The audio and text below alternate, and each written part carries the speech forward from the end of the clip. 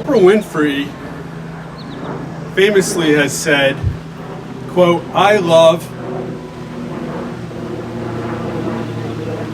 bread." Right? Is that what you said? I said I have no idea. Oh. Oh, no. Does anybody know? I love bread. Oh yeah, there it is. Why do I know that? Why does Sheila say, oh yeah, that does kind of ring a bell. Forgive me if this is a little ambiguous. But Oprah Winfrey famously has said, I love bread. Why would she say something like that? Well, bread is good. Oprah Winfrey has been a talking head for Weight Watchers for some time now. And years ago, for whatever reason, I remember that was her hook. That was like the substance of her commercial. Hair out to here, just big glasses, and she's looking at the screen and she says, I love bread. What? Why do I remember that? Well, her point is, she's able to be on this Weight Watchers program, lose 26 pounds, and eat bread every day. That, for her, that's the hook. Why do people care about that? Why is so much energy poured into that? I mean, you can look it up on YouTube. Don't do it, but you know what I mean? It's because people can identify with that. People love bread. I'm one of those people, especially if it's artisan bread. Slice it, toast it, a little butter, some salt on top. It might be one of my favorite snacks. And then beyond just like a good piece of toast, how do you even make a sandwich without bread? And sandwiches are a staple. You know what I'm saying? Like people, it's relatable. So here's Oprah with this big hook. I love bread, and guess what? I can be on this program and I can lose weight. It's nothing new. You can go back 2,000 years. You can go back 3,000 years, and the sentiment really hasn't changed. 2,000, 3,000 years ago, it was less of, you know what I love is good artisanal bread. Maybe that was out there, but it was more of a staple to life. This is how people survived. Bread was such a common staple for communities around Palestine, around Israel, that you could actually substitute the word bread for food. Think of the Lord's Prayer. Give us this day our daily bread. And Christ knew that bread was so associated with food in general that's our way of saying, Lord, would you give us our portion today? We humbly state that we rely on bread. Bread was the staple. It also happens to be our on-ramp into our sermon this morning and into our passage. And Christ uses it as an on-ramp into people's hearts. Now, last week we looked at Jesus feeding the 5,000. 5,000 men. We don't even know how many women and children were there. But there was a ton of people, and he fed them in abundance, starting with 5 loaves of barley bread. They've tracked him down. They found him. As Laura read for us a few moments ago, they found him, and they're just probing a little bit. They say, Rabbi, how long have you been here today? Because he's on the other side of the lake, on the other side of the Sea of Galilee. And Jesus looks right through them. He's not fooled even for a second. He says, you're not here because you saw some signs that point to him as the Son of God. You're here because you ate and you were filled up. Now Jesus with a hook.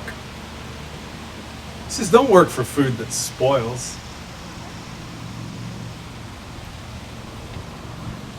Work for food that lasts into eternity. That's a big statement about bread, which was a staple.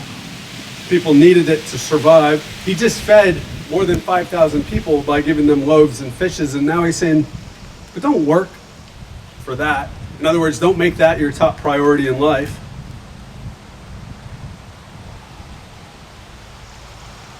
You say, well, what kind of food is this that you're talking about? The one that you associate with eternal life. Jesus said, the work of God is this, to believe in the one whom he sent. Who's the one that God has sent? And Jesus is referring to himself, of course. They want to know, where does this eternal life come from? Or where does this bread come from? It means I'll never ever be hungry again. And Jesus says, well, in order to find it, you must believe.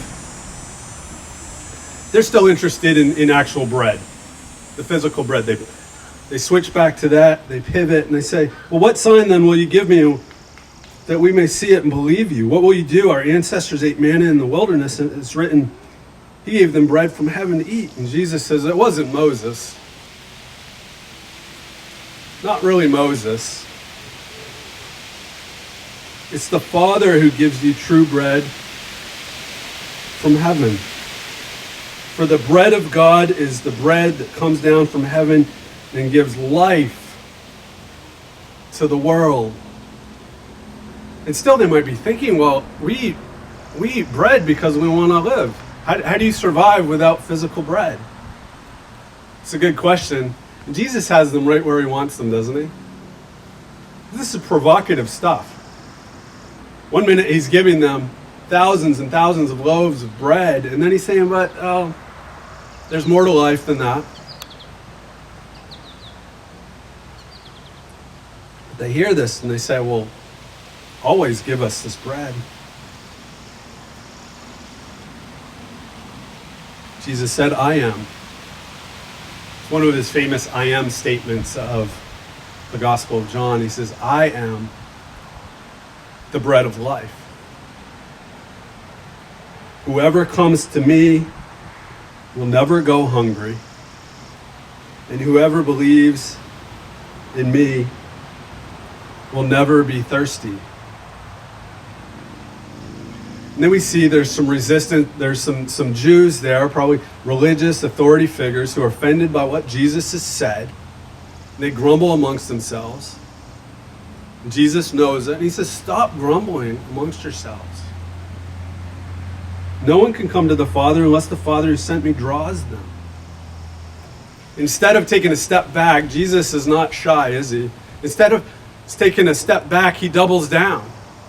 Not only is he referring to himself as the bread of life, he says, matter of fact, you must eat my flesh and drink my blood. The gloves have come off. Sounds gruesome. Matter of fact, they ask, well, what is he talking about? We must eat his flesh and drink his blood? Now we know, because we live on this side of the cross, and with our Christian sensibilities, that that's a metaphor. He's not asking for them to physically take a bite out of his arm. No phlebotomist there, cup of blood, none of that.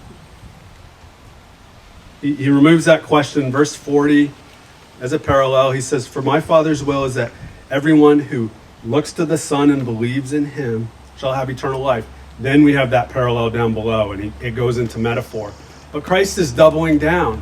He wants them to know that to have true life, not just physical, but spiritual life that lasts into eternity, they must put their faith in him. Not just check off a box, but embrace him wholeheartedly. Now, some academics look at this, eat my flesh and drink this blood, and they think, well, this is just a nod to communion, right? The bread represents the body that was broken. The cup represents his blood poured, shed for me, shed for us. Could be, but they didn't know that. And this is before communion. So what is he talking about with such graphic language? It's the same thing with a loaf of bread. If you come home from the grocery store and you're really hungry and you have a loaf of bread sitting on the countertop, are you full yet? No. Because the loaf of bread, as good as it is to have it, is still just sitting on your countertop. Same with Christ. To simply see him or acknowledge that, okay, he existed, but not to wholeheartedly embrace him, or to continue with that metaphor, consume him. What good does it do? To simply know that he was there or that he existed? Not a whole lot.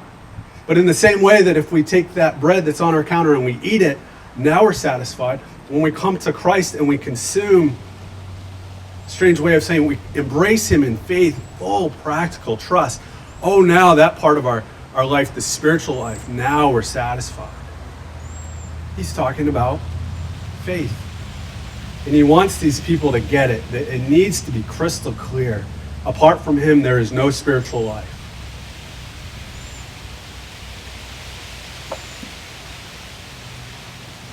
We're bridge builders as a church.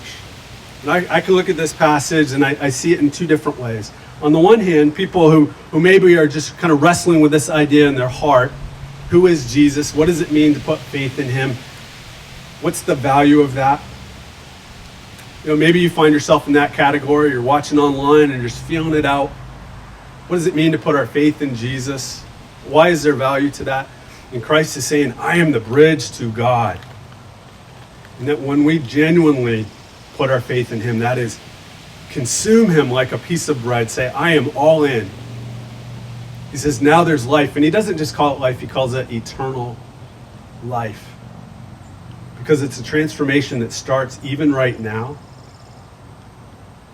but it goes beyond the grave. In other words, there's something more to life than just the here and now, the things that physical bread can satisfy.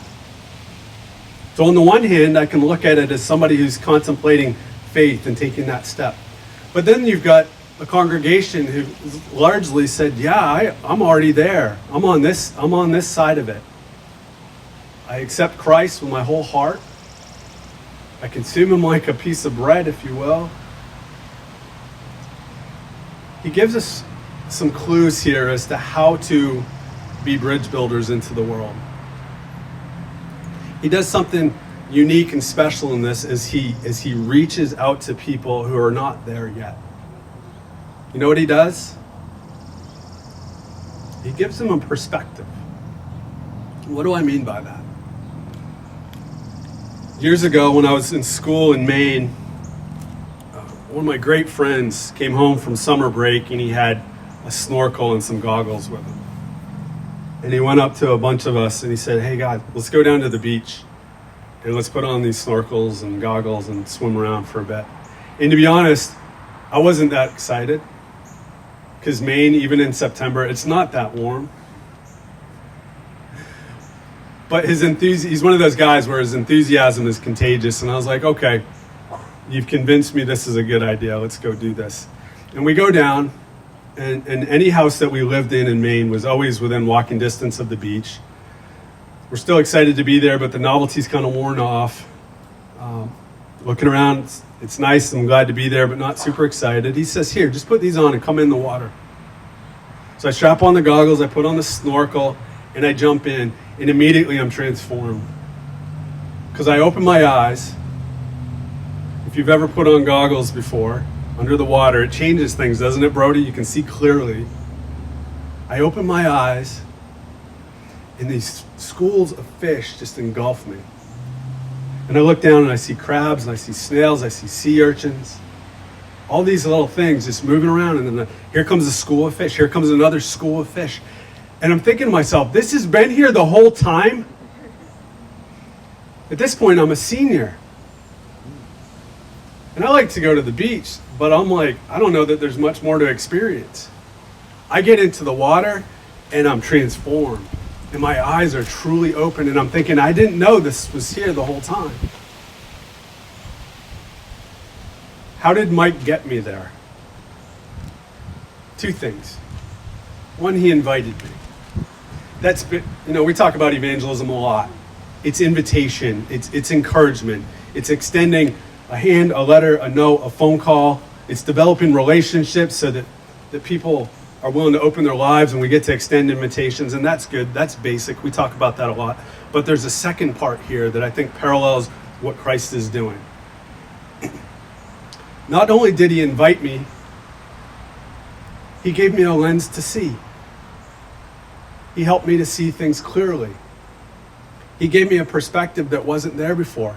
If I'd simply jumped in the water without the goggles on, I might have seen a flash of this or that, but I wouldn't have seen things clearly. What does Christ do with these people who are seeking him? He gives them a lens. He knows what they want. They want bread. He doesn't criticize them, but he says there's more to life than that. He says, why would you work for something that spoils? Work here is the sense of why would you commit yourself exclusively to that? That's provocative. They need bread to live. He knows that. He just fed them. But he's getting the wheels turning. He's helping them to ask the question, is there more? Is there more to life? And he's helping them to see that. Had I not had those goggles, I would not have seen what was underneath the water. But Jesus, in his way of showing them there's something more, he's opening their eyes. How do we do that in 2020? How do we do that on the seacoast of New Hampshire, a largely unchurched population these days? A lot of resistance out there, a lot of apathy. How about people like this? They just don't know. I might have been a little resistant to going in the water, but not wholeheartedly. I just didn't know. And I was first in line the next time he wanted to go do this. How do we cross those lines? How do we help people see something different? Well, Jesus knew what it was that they really lived for. As far as they were concerned, they had bread, they were good. Think of our friends, our neighbors, our coworkers, people within our orbit. They have no idea. They've got a good retirement account. Marriage is okay. There's food in the fridge. They live in that zip code they've always wanted to live in. Is that all there is? How about talking to somebody who's a little fragile? Not well, health is declining. Is there an open door for another perspective? Hey, I can tell you're kind of at peace with your life. You've worked hard. You've been faithful to your husband. You've been faithful to your wife. Leaving your kids a little bit of a legacy. That's this life. What about the next one? What about the one that's beyond? We're talking to people within our sphere and just asking questions. I can tell you're at peace with this. How about that? I remember this guy, an electrician, working on my parents' barn. This is years ago. I was maybe as old as Audrey, and I was just talking to him, and I was just way too chatty, but he was very patient. And I think I was asking him about, like, do you make good money being an electrician? You see where my head was at? He's like, yeah. But he looked at me and he says, that's good, but what if you don't have good health? I'd never even thought in those terms before. And somehow, some way, 35 years later, I think of him on a regular basis. He just asked the question. Well, what if you don't have... It wasn't a Christian question. It wasn't a Christian perspective, but you can see what he was doing. So there's more to life. There's more to life. And you see how Jesus does that with them? They bring up their ancestors. He said, your ancestors ate manna in the desert and they died. How's that for provocative? Because that's a proud legacy. And Christ knows how much he was a part of that manna coming down. But he said they died in the desert. It's good that you're working for bread. You got to survive. Physically, life is good. But there's something else. And I don't have all the answers, but I'll tell you that this passage has gotten my wheels turning in terms of how do we have those conversations with the people around us who, like them, just simply don't know. Giving them that lens, being my friend Mike, who's like, no, before you go in, put this on. You can see things clearly. These things that have been here the whole time, just like Christ. And that's what it's like when we come to Jesus and think, I had no idea how transformative this is and how real he is. We have this awesome privilege of being bridge builders, do we not? Sometimes it's being provocative and it's just giving people a lens to see. It's asking the right questions. It's getting to know them and saying, well, where do you have security? For them, it was the bread. For others, it's money, it's family, it's good health, it's a retirement account, none of which is bad. You can't read the book of Proverbs without valuing those things. But Proverbs also tells us that there's more to life. There's more to life. That's our lens this morning.